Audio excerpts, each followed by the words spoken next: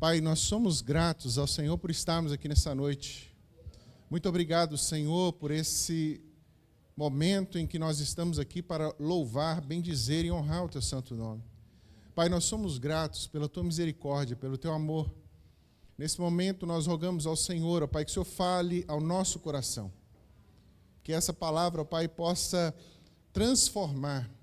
Que nenhum de nós, ó Pai, saia daqui da mesma forma que nós entramos, mas que cada um de nós saia cheio da Tua graça, da Tua misericórdia, do Teu amor, da Tua palavra, Pai, pois nós precisamos mais de Ti. Glorificamos e bendizemos o Teu santo nome. Nós estamos aqui para ouvir e pedimos que o Teu Espírito Santo possa iluminar a nossa mente para compreendermos a verdade do Senhor. Em nome de Jesus. Amém. Meus amados, nós estamos refletindo e vamos refletir sobre o sofrimento. O sofrimento é algo que nenhum ser humano deseja. Mas a grande realidade é que desde uma unha encravada até a perda de um ente querido, nós passamos por um momento de sofrimento.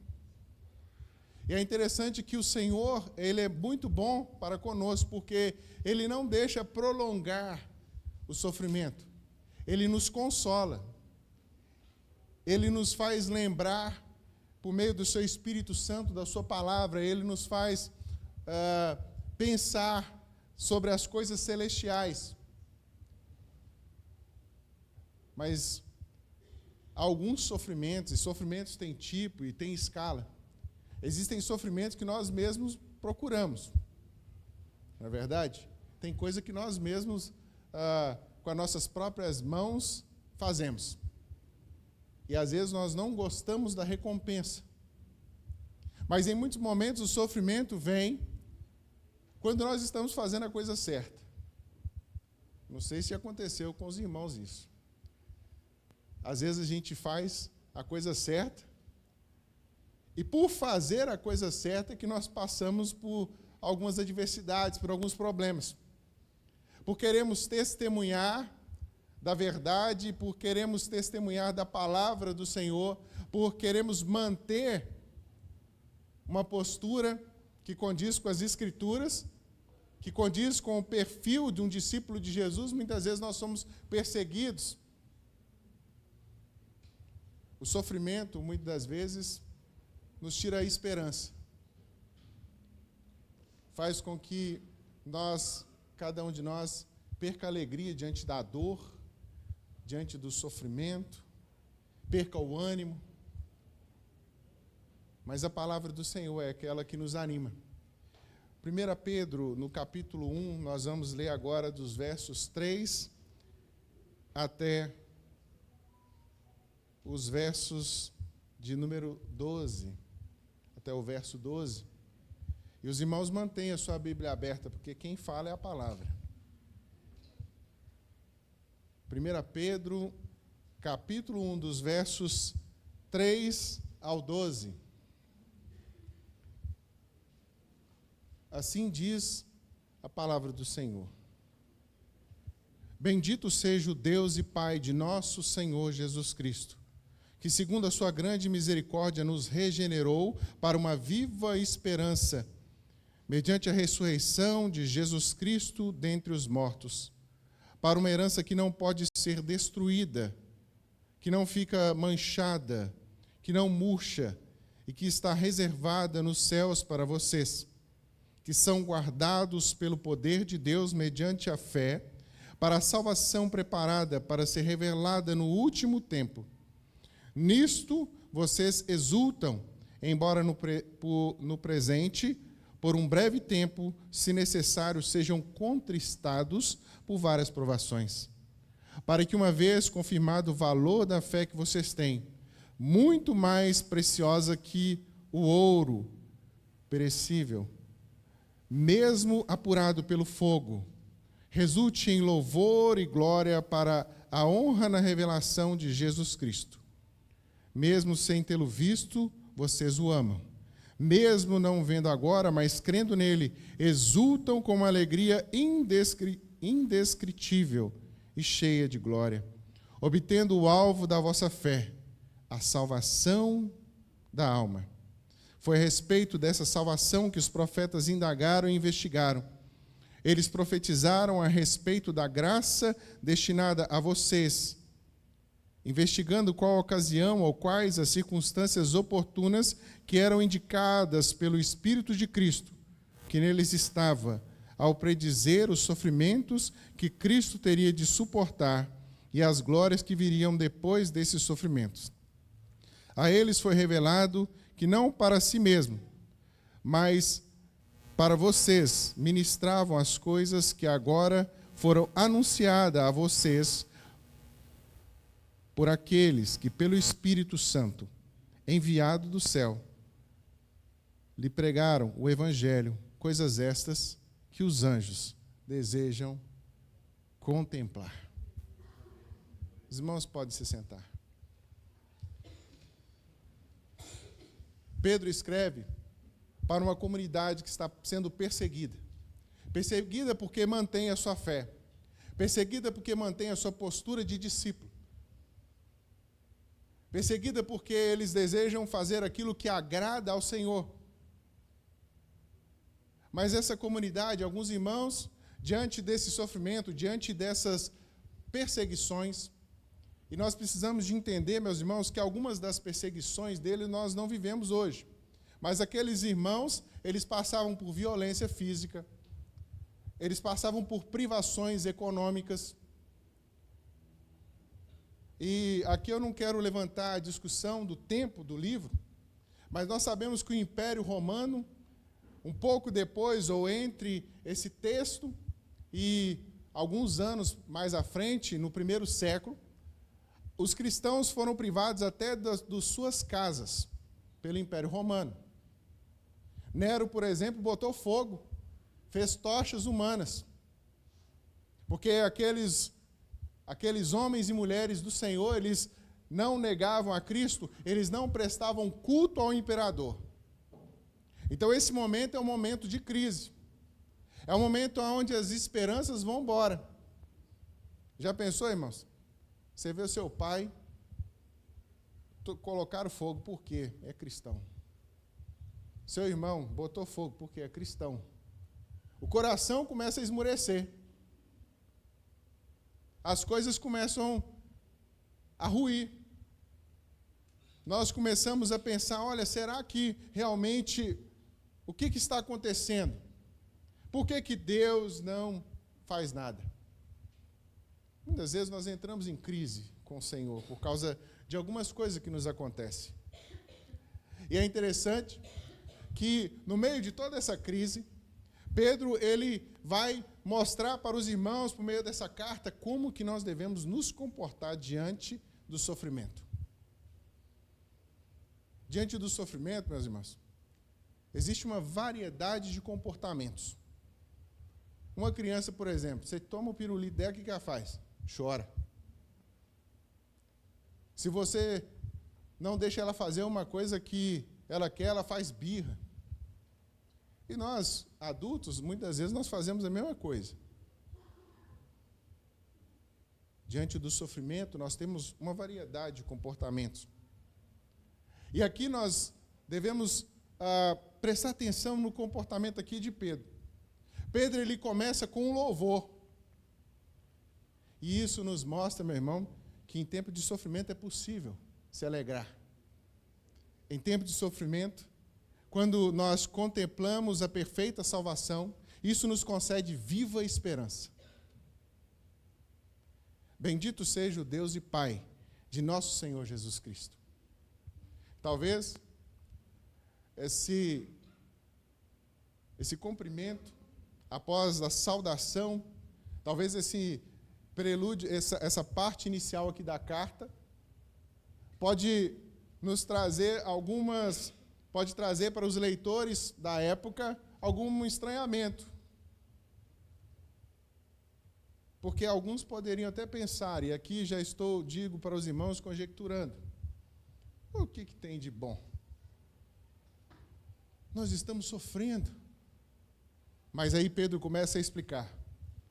porque bendito seja Deus e Pai de nosso Senhor Jesus Cristo, porque segundo a sua grande misericórdia. Nós falamos pela manhã sobre graça. Graça é Deus nos dando aquilo que nós não merecíamos. E misericórdia é Deus não nos recompensando segundo aquilo que nós merecíamos. Porque nós merecíamos a morte, mas pela misericórdia do Senhor, nós somos tirados da morte. Deus não nos dá aquilo que nós merecemos. Ele nos concede a graça e nos dá aquilo que Ele deseja para nós. E por causa dessa grande misericórdia, é interessante nós pensarmos isso, a grande misericórdia, porque essa misericórdia tem que ser maior do que o nosso agravo, do que o nosso pecado. Essa misericórdia, ela é imensa. E por meio dessa misericórdia, aí nós temos uma outra palavra, e eu peço que os irmãos pensem um pouco sobre isso, porque a carta de Pedro, ela é pequena, mas ela é muito densa teologicamente falando. E os termos que ela usa são riquíssimos. Segundo a grande misericórdia, ele fez o quê? Nos regenerou. E aqui nos regenerou, a gente tem 2 pontos, irmãos. 2 pontos que nós precisamos refletir sobre essa palavra. A primeira concepção dessa palavra é que ele nos fez nascer de novo. E certamente, porque nós estávamos mortos e ele nos resgata. Isso é uma grande mensagem para aqueles que estão sofrendo. Porque eles não sofreram até a morte. Porque esse sofrimento que nós vivemos por sermos filhos de Deus e por sermos discípulos de Jesus, ele é momentâneo. E esse novo nascimento, ele nos dá uma nova possibilidade. Nós não somos mais condenados. E regenerar, em segundo lugar, significa que a nossa mente, a nossa conduta, ela se despertou para fazer a vontade de Deus. Mesmo que a gente não entenda qual seja. Mesmo que a gente não entenda o momento de vida e por que nós estamos passando por algumas coisas, nós precisamos lembrar de que Ele nos regenerou e nós vivemos para a vontade dEle. Ele nos regenerou para uma viva esperança. Uma viva esperança. É muito importante falar sobre vida no momento de sofrimento. Porque quando nós sofremos, nós pensamos o quê? Na dor, na morte, nós pensamos no pior. Mas aqui Pedro ele está dizendo, olha, vocês têm uma vida e esperança mediante a ressurreição de Cristo dentre os mortos. Vocês têm esperança. O sofrimento não é a última coisa que vocês vão viver ou vão ver. Há uma esperança. Há algo a ser lembrado. Há algo a ser refletido. Pedro incita aqueles irmãos para que eles possam meditar. Ele exorta aos irmãos para refletir sobre a grandeza da salvação e por isso ele começa a fazer aqui, mostrar a operação, como essa salvação foi operada por Deus Pai, por intermédio da misericórdia, Ele nos regenera, nos dá uma viva esperança e agora Ele também nos concede uma herança. Implicitamente, quem recebe uma herança, irmãos? Quando que ocorre o momento de receber uma herança? Quando alguém morre. Quando há um sofrimento. Não é verdade? Herança em vida é muito difícil, né? Apesar de que alguns agora por causa dessas novas coisas do governo, né? Estão fazendo uma doação em vida com usufruto, né? E não passar o bem para não sei quem, enquanto que estiver vivo. Hoje existe todo um malabarismo jurídico para isso. Mas, via de regra, a herança ela é concedida a alguém depois que uma pessoa morre. É interessante que a herança em Cristo ela é diferente. Porque Cristo morreu, ressuscitou. Ele nos concede a herança em vida. E nós sabemos, quem já perdeu um ente querido aqui, um pai, uma mãe, alguém que deixou uma herança, ele trocaria toda a herança para estar com aquela pessoa de novo. E nós somos duplamente premiados em Cristo, porque nós vamos receber a herança e ainda vamos receber e vamos estar na presença de Cristo. E isso nos concede esperança em meio ao sofrimento. Porque nós sabemos que, segundo Apocalipse, Ele enxugará todas as lágrimas. Nós não viveremos eternamente em sofrimento. Nós temos uma herança. Nós temos algo a receber. E veja bem, essa herança tem característica. Diferente da herança que nós recebemos nessa terra, mediante o falecimento de alguém, essa herança não pode ser destruída. Às vezes nós recebemos uma casa, mas a casa precisa ser pintada, precisa ser reformada, precisa ser redecorada. A herança que nós recebemos materialmente aqui nessa vida precisa ser administrada, porque ela se esvai, ela acaba. Mas a herança que nós recebemos, ela não pode ser destruída. Ela não fica manchada. É inviolável e indestrutível. Em Efésios, no capítulo 1, nós vamos ter um relance dessa herança. Como que é essa herança? Efésios, capítulo 1.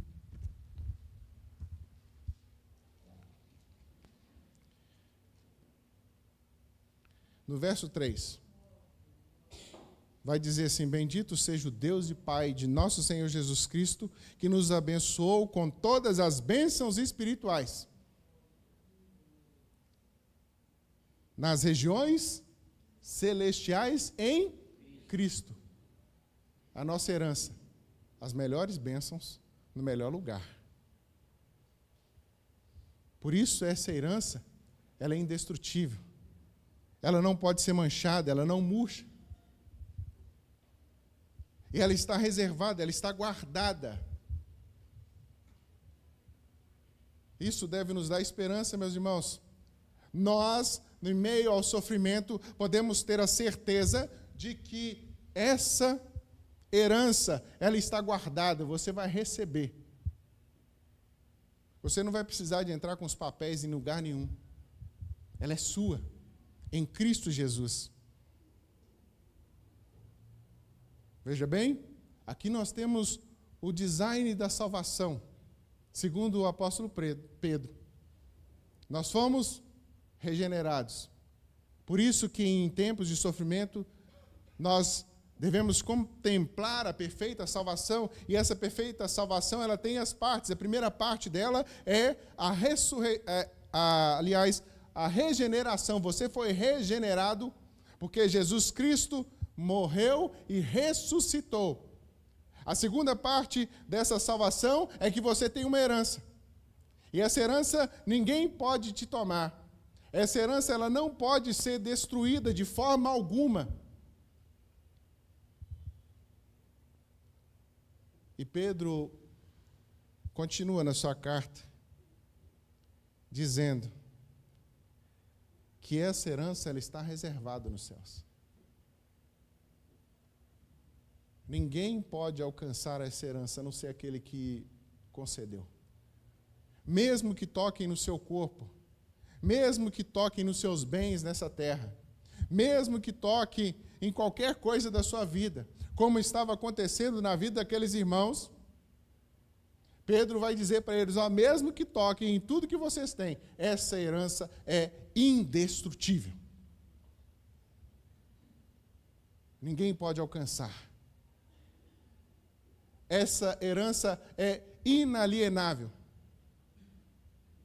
Ninguém pode roubar essa herança de você. Ninguém pode tirar de você. Ninguém pode tomar isso de forma alguma, porque ela está reservada nos céus.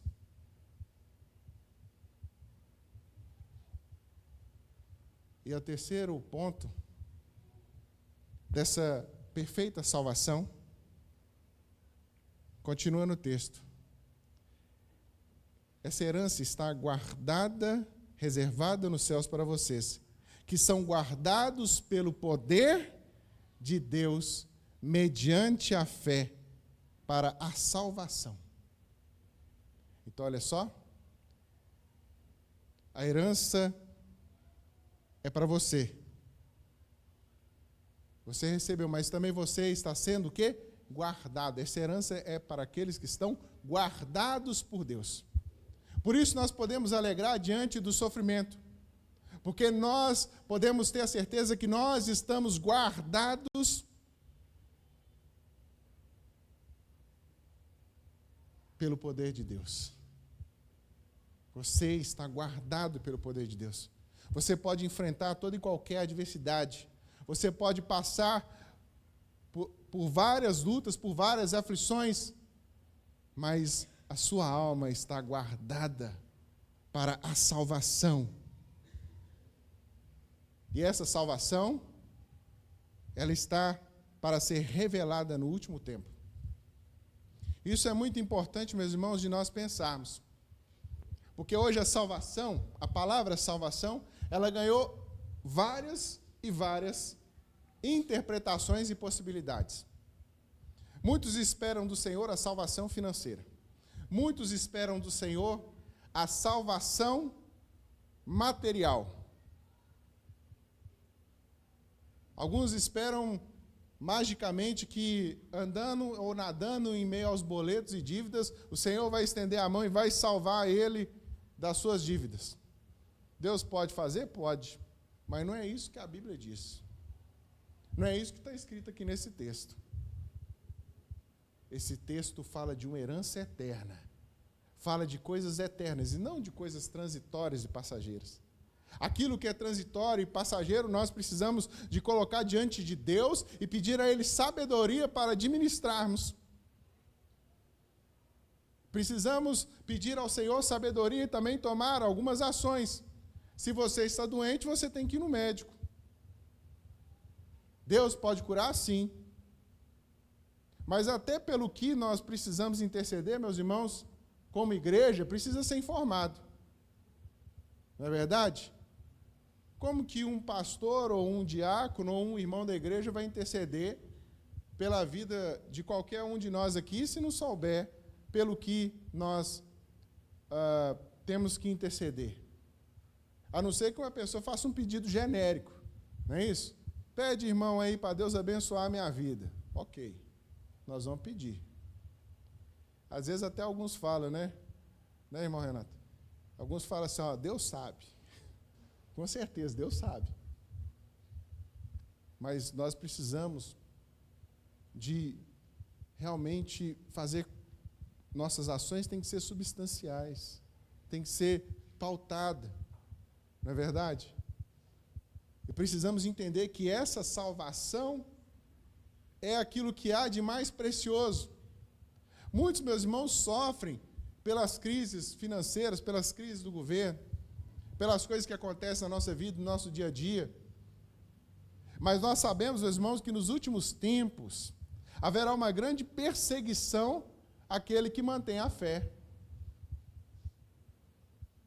E hoje, já está começando a ficar escancarado. Haja vista esse último carnaval. Um culto a Satanás no céu aberto, meu irmão. Antigamente o negócio era mais escondido, né? Mas agora, o próximo passo é a subversão daqueles que creem em Cristo. E já acontece no mundo afora. Aqui no Brasil, pela graça e misericórdia de Deus, ainda não.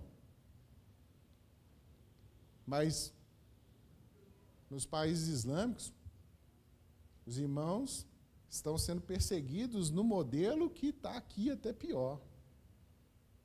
Pagando com a sua vida, com o seu próprio sangue, vendo seus filhos serem mortos. E quando eu olho para esses irmãos, para esses cristãos, na iminência de negar a fé, negue a sua fé e você vive. E eles não negam. Nós podemos ter a certeza que é possível se alegrar diante da morte, porque eles estão salvos. Eles lembram da alegria da salvação. Eles têm a consciência da perfeita salvação e nós precisamos desenvolver essa consciência da perfeita salvação em Cristo Jesus.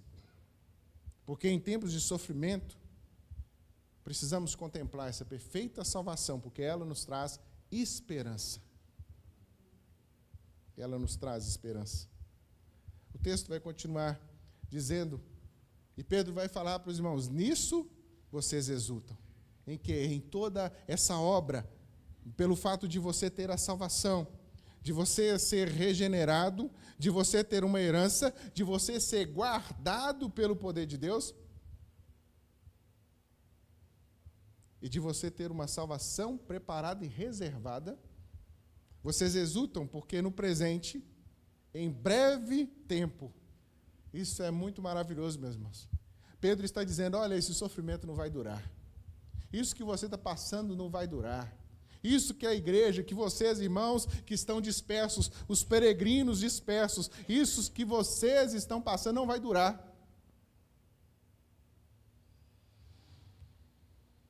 Por um breve tempo, se necessário, sejam contristados por várias provações. E agora Pedro vai mostrar para os irmãos que a provação ela tem um caráter didático para aquele que desenvolve a confiança e a felicidade ao observar a perfeita salvação.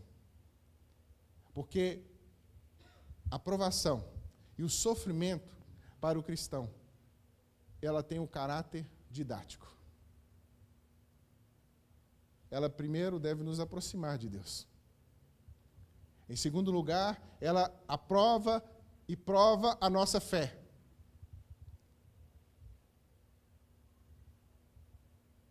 Ela aprova e prova a nossa fé. E em terceiro lugar, ela glorifica a Cristo. Olha o que o texto vai dizer.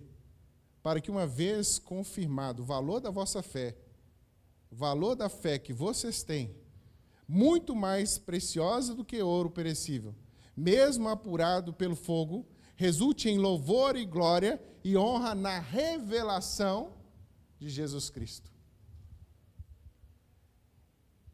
E aqui eu fico a pensar, e agora mais uma vez digo aos irmãos, estou conjecturando, que glória nessa revelação? A glória de que quando o mundo for julgado, nós estaremos do lado do reino celestial de Cristo. Aqueles que sofreram estarão diante do trono dizendo, santo, santo, santo, santo é o Senhor.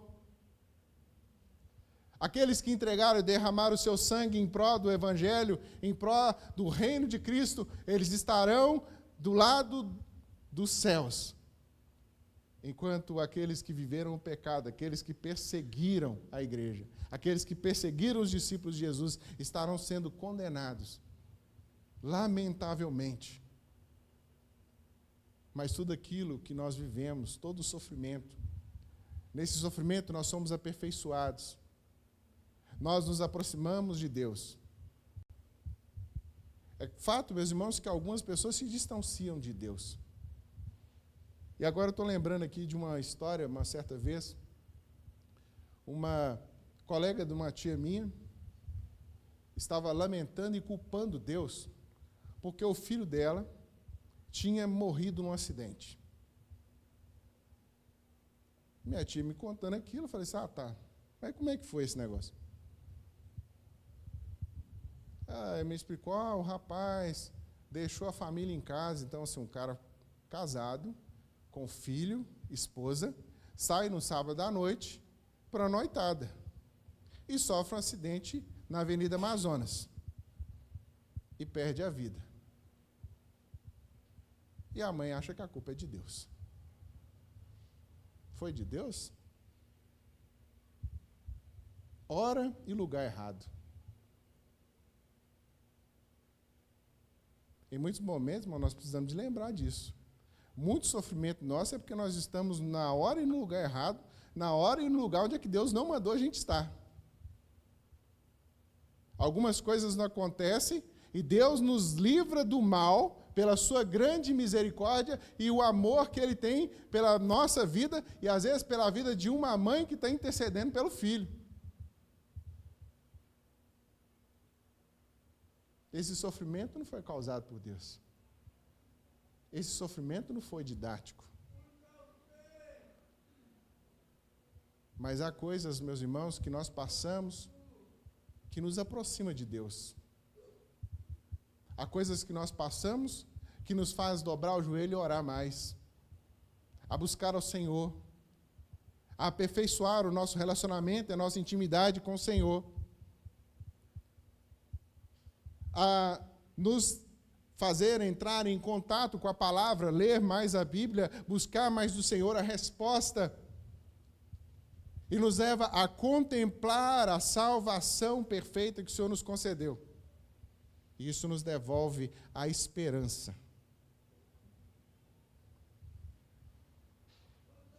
E Pedro agora ele vai descrever como é a fé daqueles irmãos.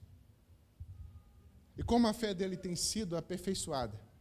Porque aqueles irmãos continuam firmes. Pedro os exorta, mas na carta aqui nós não temos nenhum relato de pessoas que se desviaram, como em algumas cartas de Paulo tem. Nessa carta, Pedro está exortando e está dizendo àqueles irmãos, ele vai mostrar a característica da fé daqueles irmãos. Mesmo sem tê-lo visto, vocês o amam. Aqueles irmãos eram fiéis. Aqueles irmãos permanecem fiéis. Porque no meio do sofrimento, quando nós lembramos da salvação e nós recordamos daquilo que Deus fez em nossas vidas, nós tendemos a permanecer firmes, fiéis, guiados pelo Espírito Santo. Porque em muitos momentos, meu irmão, se depender de nós, se depender da nossa vontade, quão falho nós somos. É interessante pensarmos que a obra de Deus ela é suficiente. Mas o Senhor, na sua infinita sabedoria e graça, meus irmãos, Ele viu que o ser humano é tão incapaz,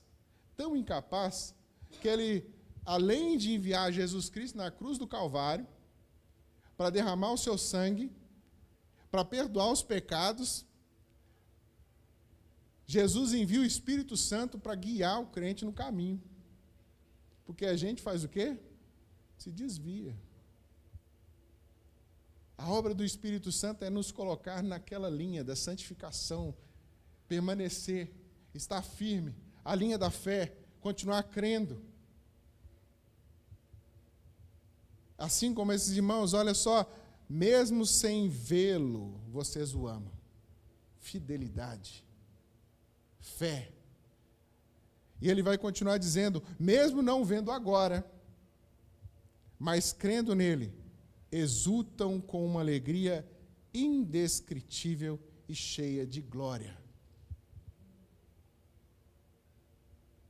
Meus irmãos, existem umas figuras, uns discípulos de Jesus, eu não sei se é a igreja que tem, eu não conheço todo mundo, mas tem uns discípulos de Jesus que eles são diferenciados. É aquele discípulo que o negócio está ruim, a situação dele está feia, e o cara está cantando louvor. Está doente lá no hospital, meu irmão, no leito lá, louvado seja Deus. Estou lembrando aqui agora do Russell Shedd, né? Russell Shedd, ele falando sobre isso aqui nos últimos dias dele, ele glorifica a Deus, fala assim, em toda a minha vida, eu nunca experimentei um sofrimento. Mas ele exulta de alegria e diz, agora Deus me deu a oportunidade de padecer diante dele nesse leito de enfermidade. Por isso que eu estou falando, irmãos, é diferenciado. Cara, muito diferenciado. Tem uns cristãos, meu irmão, que o cara está sofrendo, você não consegue entender, mas aqui a Bíblia vai dizer. Porque os olhos deles estão firmes na cruz de Cristo, na salvação. Ele sabe para onde que está indo. Ele sabe que ele tem uma herança. Ele conhece a fidelidade de Deus, ele está nessa fidelidade.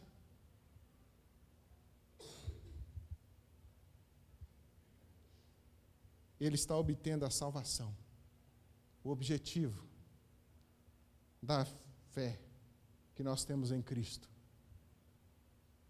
E é interessante, meus irmãos, que diante de tantos objetivos que têm sido pregados, prosperidade, cura divina, milagres, várias coisas têm sido pregadas sobre isso, e aqui Pedro está falando que essa fidelidade, sem ter visto, nós amamos, sem crer, mesmo não vendo, mas crendo, exultando de alegria, cheio de glória, obtendo o alvo da nossa fé. E o alvo da fé de muitas pessoas tem sido outras coisas, mas aqui vai dizer o texto, o alvo da nossa fé é a salvação da alma. E Pedro está dizendo, vocês estão obtendo. Continue firme, sofra o que tem que sofrer. Fique firme, continue crendo, continue buscando, continue pensando e meditando nessa salvação. Lembre-se daquilo que Deus fez, porque é isso que vai fazer você suportar todo o sofrimento. Agora ele abre um parênteses, falando a respeito da salvação. E aqui nós vemos ele dizendo que esses profetas, que os profetas do Antigo Testamento, viu o doce, mas não comeu. Eles receberam a mensagem, e eles ficaram querendo saber, quando é que é? Quando que nós vamos ver? Quando que nós vamos perceber esse sofrimento de Cristo? E a glória que ele há de vir. Olha só, meus irmãos, Pedro está dizendo, olha, o sofrimento de Cristo, ele trouxe uma glória. Isso muda totalmente a perspectiva, porque na questão didática do sofrimento, no desenvolvimento da nossa fé, ao olhar para a cruz de Cristo, ao olhar para Jesus, o modelo que nós precisamos seguir, ele nos mostra nitidamente que o sofrimento tem uma recompensa gloriosa.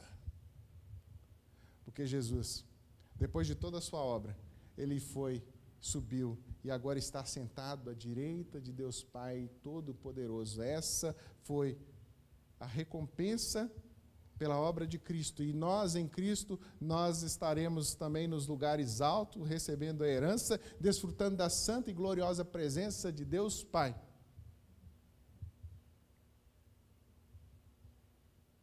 Sofrimento e glória. Um grande contraste. E talvez para o ser humano uma grande loucura. Embora em alguns momentos o sofrimento e a glória tenham um contraste muito forte quando nós falamos de estudo, de profissão, não é verdade? Às vezes a pessoa fica ali 5 anos, faz uma faculdade, né? Aquele sofrimento, aquela peleja toda. Aí acabou, não, agora vamos para a pós. Aí o cara vai lá para a pós, faz 5 pós e ainda não chegou onde é que quer, não. Ah, então vamos para o mestrado. Tem gente que gosta de sofrer, né, irmão?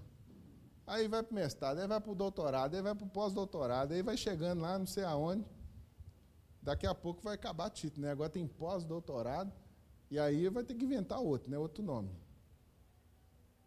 Mas o fato é que estuda-se tanto, e às vezes, no final das contas, a glória que ele queria receber, não recebeu. Uma glória passageira, mas dedicou, sofreu. E às vezes, espiritualmente falando, nós não queremos sofrer. Nós não queremos carregar as marcas de Cristo. Muitas vezes nós sentimos melhores do que o Mestre. Não queremos passar por nenhuma luta, por nenhuma provação, por nenhuma perseguição. E a primeira Dorzinha que a gente sente, a gente às vezes dobra o joelho diante de Deus e começa a berrar. Calma. Chegue-se a Deus. Reflita na grande e poderosa salvação que Ele te concedeu. Nenhuma dor dessa vida é comparável a ela. E nenhuma dor que você sofreu é comparada ao sofrimento de Cristo. Porque o sofrimento de Cristo trouxe a glória até as portas da sua alma, da sua vida, do seu coração.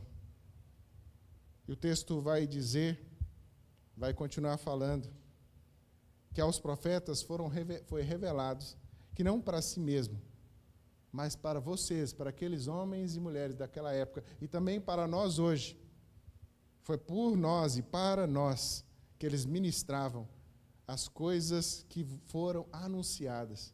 Eles viram, receberam a revelação, mas não desfrutaram. E hoje nós desfrutamos da revelação.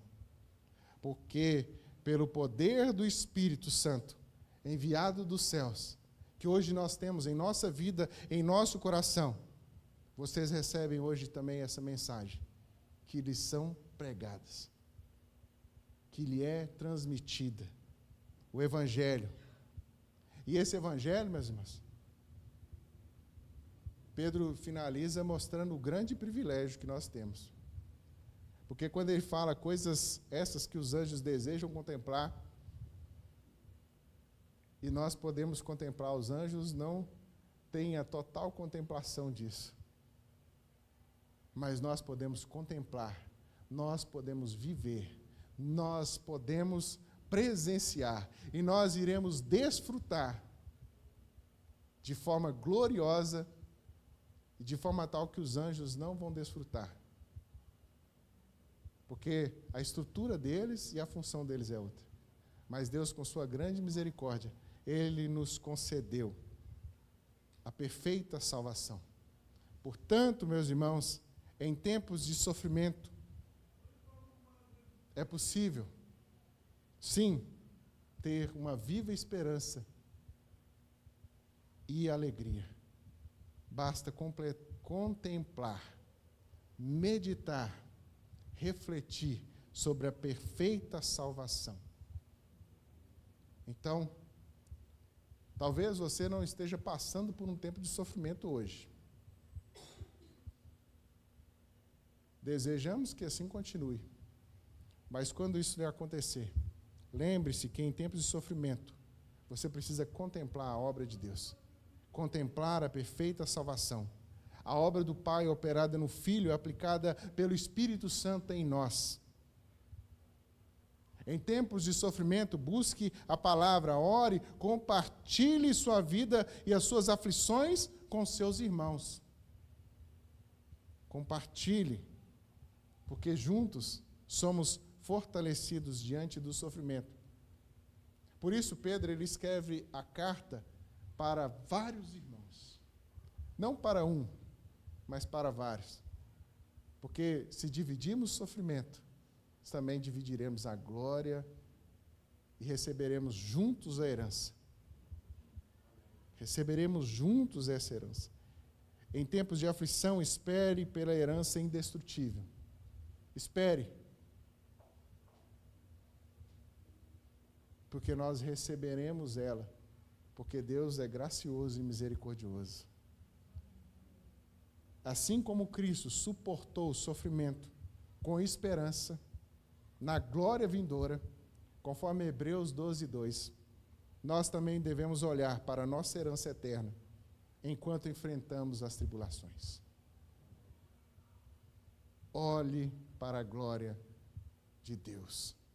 Ore e olhe para compreender a grande salvação que Ele nos concedeu.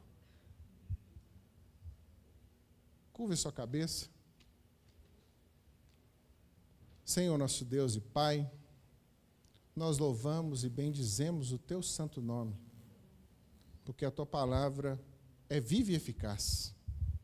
A Tua palavra nos concede esperança E eu peço ao Senhor, ó Deus, nessa noite, para cada um desses meus irmãos que estão aqui, que ouviram essa mensagem. Nós não sabemos, ó Pai, quais são as lutas, as tribulações e as muitas aflições que têm ocorrido nesses corações e nessas vidas. O Senhor contempla e sabe cada uma. O Senhor sabe qual é a finalidade também de cada uma. E nós rogamos ao Senhor, ó Pai, que o Senhor use esse sofrimento para que esses irmãos sejam aproximados do Senhor.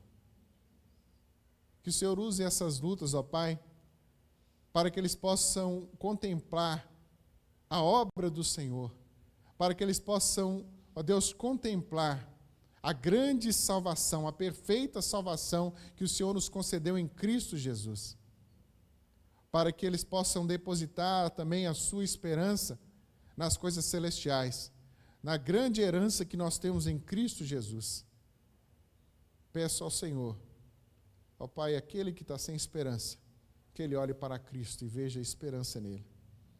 Aquele que está, ó Deus, sucumbindo, pensando muitas vezes em desistir, pensando que a caminhada está muito dura, Pai, que o Teu Espírito Santo guie na Sua palavra, no Seu amor e na Sua presença.